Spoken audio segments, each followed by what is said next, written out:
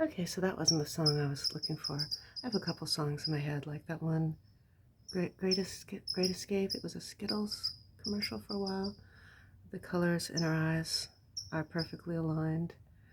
Um, when you when you're on the when you're on the stage, all alone, feeling low, something like that. Anyway, let's do the little bit of the song that I've got in mind, the Bon Iver song. Remember Northern Exposure? Um, and then I'll make this a part one, and we'll have a part two where I'll really sing with some accompaniment.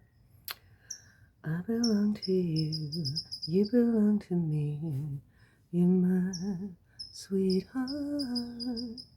I belong to you, you belong to me, you're my sweetheart. I belong to you, you belong to me, you're my sweetheart. I belong to you, you belong to me, you're my sweetheart. I think Bon Iver means good winter, which is very appropriate for Northern Exposure. A bunch of mostly expats living in a place where to not have a good winter could really mean not surviving. I'm supposed to put my eyes on camera more often. I look like a Cullen who hasn't eaten in a while. So my irises have kind of taken over. They're really enlarged.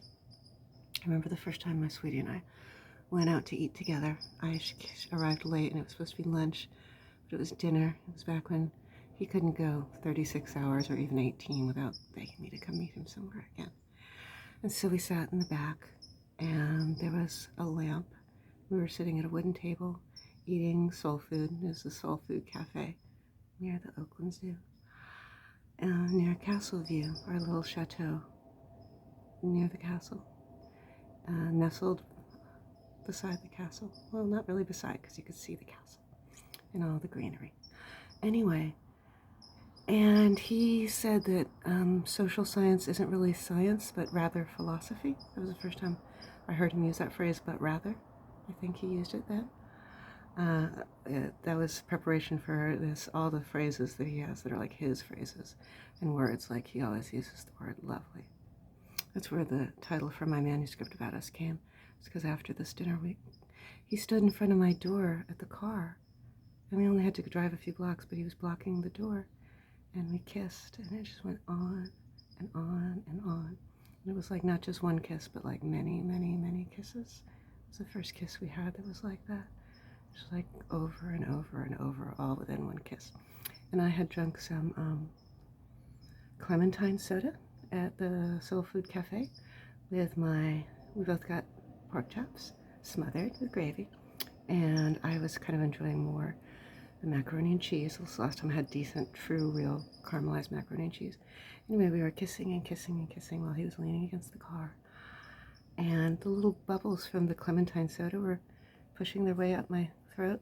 And I remember thinking, just like when we met at the house at Castleview, that that there's no perfect moment that doesn't have some weird little fly in the ointment, a little grain of sand in the oyster that becomes the pearl. And when we wrote about that later on Messenger, he said it was so ultimate and lovely. And that became the title of my manuscript, which I'll probably never be able to publish because it's just too unwieldy and big. So we were back at the Soul Food Cafe, and he said that social science isn't really science, it's really philosophy. And I just looked at him, and I heard what he said, and it suddenly occurred to me, when he's not his smartest, and when he's his smartest, and when he's really smart, like smarter than his usual average smartness, he'll always be smart enough. And when he's not as cute as he could be, or his usual cuteness, or cuter, devastatingly cute, he'll always be cute enough. I thought he would also always be nice enough, either when he's not really showing up that way, or showing up that way, or really showing up that way. I was wrong on that one, but I was not wrong on the other two. I must have figured out in that very moment that he was my soulmate. He looked at me and he said that my eyes were dilated even though the lamp was shining right in my pupils, and that was a sign of being truly and authentically and completely in love. and that he'd known that since he was 12. He was rather a savant in many different respects. We first met when he was 14 and I was 17 and a half. He made an amazing movie. He would later come to see himself as an existential filmmaker, and I tried to help him make a kind of German expressionist style movie after seeing his and being so inspired and blown away.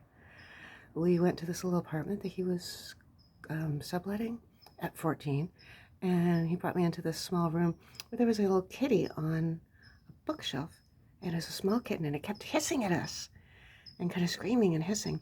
And I was like, what's with the kitty? And he said, oh, that's my attack kitty, Buster. And he kept spraying it in the face with a water bottle. That's what you're supposed to do with aggressive kitties. We didn't date, so we weren't high school sweethearts. But in retrospect, we were high school soul hearts, because we were both singular for each other, a completely unique remembrance and experience, and a kind of an incandescent connection, so you don't always follow up on all the connections. You don't try to turn them all into love affairs. Yeah, so we were high school soul hearts and never forgot each other. Therefore, this morning at dawn, I am inspired to not comb my hair and to sing. I belong to you, you belong to me, you're my sweetheart. I belong to you, you belong to me.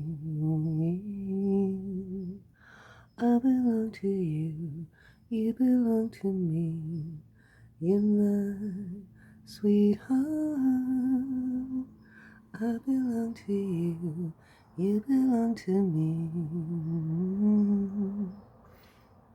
I belong to you, you belong to me, you're my sweetheart. I belong to you, you belong to me.